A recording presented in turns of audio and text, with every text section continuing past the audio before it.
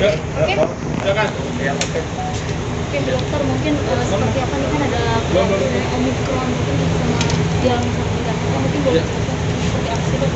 Jadi Omicron itu kan varian ya, dan kondisinya di berbagai negara kan diprediksi sudah naik. Kayak kita lihat Turki dan Inggris itu udah naik. Nah, sebenarnya dari bulan November, karena di negara lain udah naik, cepat atau lambat di Indonesia itu pasti akan naik. Nah, kita tuh nggak akan bisa mencegah Omicron ini tidak masuk Indonesia, tuh nggak akan bisa. Yang bisa kita lakuin tuh seharusnya kita tuh fokus pada 3 hal. Yang pertama, gimana walaupun Omicron masuk, itu paskes kita nggak overload kayak pas zaman Delta Agustus 2021.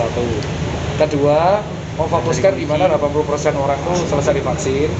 Dan yang terakhir adalah gimana kalau gejalanya nggak berat. Itu aja. Jadi kejadian-kejadian kayak Ashanti kemarin tuh, Kak Ashanti, dia curhat ke saya tuh setelah kena hujatan di Twitter. Dihujat bahwa kamu salah nih, kamu nih, harusnya orang-orang kayak Ashanti ini yang harusnya speak up bahwa dia udah 2 kali vaksin, gejalanya juga ringan mau TG itu ngomong saya ringan. Tapi dihujat seolah-olah dia menyebarkan kematian, padahal dia fokus karantina. Jadi harusnya yang difokuskan di sini orang-orang kena Omicron ini difokuskan dan dituntut supaya dia gejalanya nggak sampai berat. Itu gimana gitu. Oke dokter, benar nggak sih apa yang ngomong Ashanti? Maksudnya ini kan lagi tinggi, tapi beliau malah keluar negeri, berpergian ke luar negeri gitu kan, banyak kan nggak ada yang larang. Orang tuh keluar negeri nggak luar negeri karena ada yang larang. Jadi gini, jangan diputar balikan. Netizen itu tidak paham akar permasalahannya. Sekarang saya tanya ke teman-teman yang di sini ya, apakah ada peraturan yang melarang bepergian luar negeri dan berwisata dari bulan November? Nggak ada kan? Berarti wajar dong kalau ada orang luar negeri, ada orang ke Bali, ada orang ke Malaysia. As long ketika pulang mereka patuh dengan aturan karantina. Kalaupun kena COVID mereka patuh. Sekarang lihat, bukan kita membela ya. Pasien Ashanti itu pasien, saya dokter. Jadi logikanya kalau dia pasien saya, seandainya dia pasien saya akan melindungi hak pasien. Dia pulang, dia kena COVID, ternyata dari genome dia kena Omicron. Kabur nggak? Nggak. Patuh nggak? Karantina di RS Premier. Berapa hari? 11 hari. Gejalanya diupdate. Update. Ikut edukasi? Iya. Vaksin 2 kali? Iya. Tracingnya? Iya. Salahnya di mana? Nah, sekarang yang saya tanya, berapa banyak orang yang liburan sesama di kota di Indonesia kena radang tapi nggak mau di PCR? Itu yang harusnya digoreng. Jadi apa yang dilakukan Ashanti nggak salah. Nggak salah dong, dia patuh kok. Untuk bahasa Omicron itu bahasa kesehatannya mutasi, gimana sih ya? Mutasi. Jadi Omicron itu adalah bentuk mutasi, kayak huruf kayak alpha, beta, delta plus, Omicron. Jadi mungkin ada mutasi lain, pasti. Jadi akan ada Omicron yang lain. Kebetulan Omicron ini menular lebih cepat daripada delta. Biasanya delta itu 10 hari, ini 5 hari sembuh.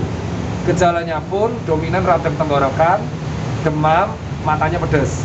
Jadi nggak ada anosmia lagi. Dan kalau sudah 2 kali vaksin, gejalanya lebih ringan dari delta. Gitu. Dan akan ada mutasi-mutasi yang lain. Jadi kita nggak bisa kalau menganggap Omicron ini terakhir, nggak ada. Ya, artinya gejalanya sama berarti gejalanya lebih ringan dari Jadi kalau dibanding delta, dia lebih ringan. Tapi kalau untuk orang yang belum vaksin, dia bahayanya bisa lebih bahaya dari delta. Karena lebih menular. Makanya dapatkan vaksin dosis lengkap. Seperti itu. Kalau dibilang lebih bahaya dari delta kematiannya, masih perlu penelitian lebih lanjut.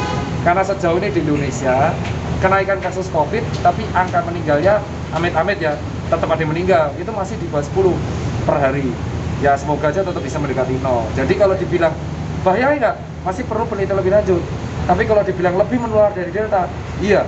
Tapi kalau sudah 2 kali vaksin, dia gejalanya lebih ringan dari delta. Bisa dicek, Ashanti itu autoimun, pernah delta, di bulan Juli 2021 gejalanya dia cuma radang sama bindeng. Radangnya 2 hari, bindengnya 5 hari.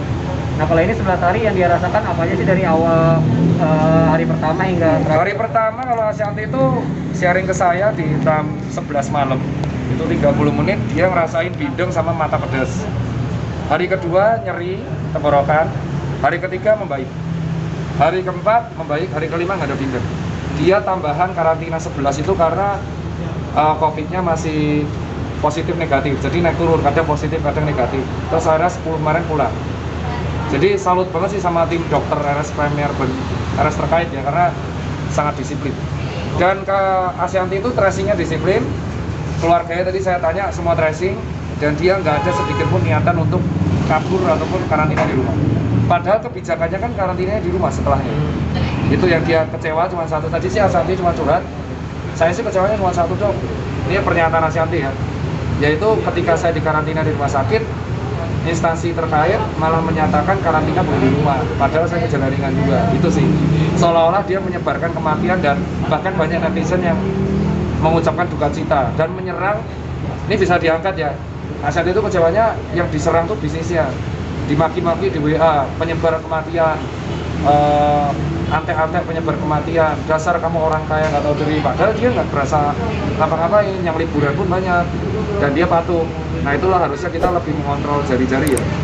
Yang terjadi di Ashanti itu lebih milih tertekan sih, tapi dia patuh sama peraturan dan udah sembuh alhamdulillah.